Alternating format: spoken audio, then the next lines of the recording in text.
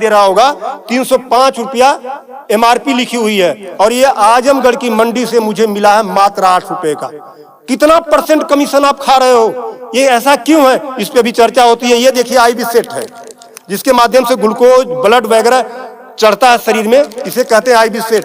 इस पे जो MRP लिखी हुई है वो 198, और यहाँ आप देख सकते हैं 198 रुपए की ये IB सेट मुझे पड़ी है मात्र 12 रुपए की।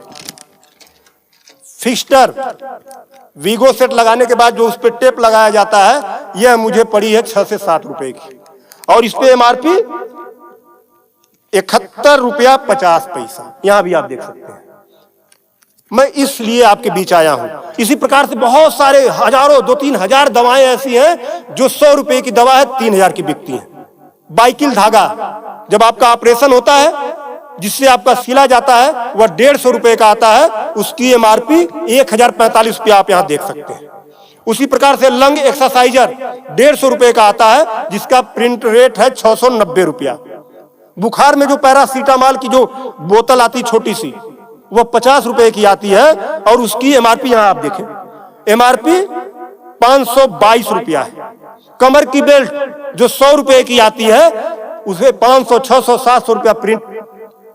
और तो और जब किसी की हड्डी टूटती है तो जो राड पड़ता है, राड अधिकतम रेट राड का 500 से लेके 1500 रुपया तक, अलग अलग वैरायटी है, 500 से 15 तक, लेकिन आपको 5000 से 20,000 रुपया 25,000 रुपया चार्ज किया जाता है। आपके दिमाग में आ रहा होगा कि अरे भाई डॉक्टर लगा रहे हैं तो उसको देखिए। डॉक्टर जब आप अस्पताल में भर्ती होते हैं तो बेड चार्ज अलग, नर्सिंग चार्ज अलग, जांच की फीसें अलग, वो सब चीजें करने के बाद 1500 रुपए की चीज खरीद कर आप 20-20 हजार का बेच रहे हो। तब मैं आपके बीच कहने आया हूं कि साथियों, उसी प्रकार से बहुत सारी दवाई हैं। 100 रुपए की दवा, एक दवा मैं देखा, ला नहीं पाया उसको, 100 रुपए की दवा, उसकी MRP 2000 रुपया लिखी हुई थी। हजारों दवाइयां हैं, आपके साथ आपको लूटने का काम कर रहा है। मुद्दा ये नहीं है कि इस पे 305 का प्रिंट छपा हुआ है। मुद्दा ये है कि इसे छपने किसने दिया? जिसे हमने चुनकर भेजा, क्या वो दलाली खा रहा है, कमीशन खा रहा है?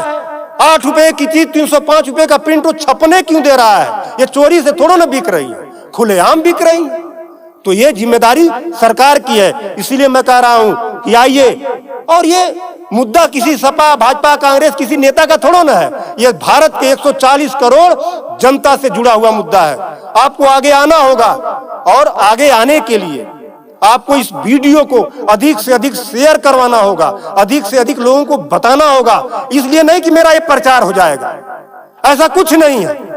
इस मुहिम को जब ये वीडियो शेयर होंगे, सोशल मीडिया एक ऐसा प्लेटफॉर्म है जिससे सरकारें हिल जाती हैं।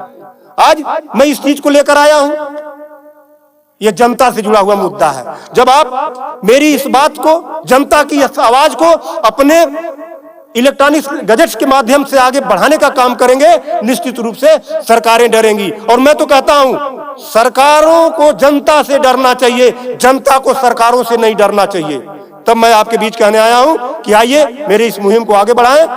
कि बात 305 रुपए की नहीं है, बात उस गरीब की है, उस रिक्शा चालक की है जो दिन भर में 450 से लेकर 500 तक की मजदूरी पाता है।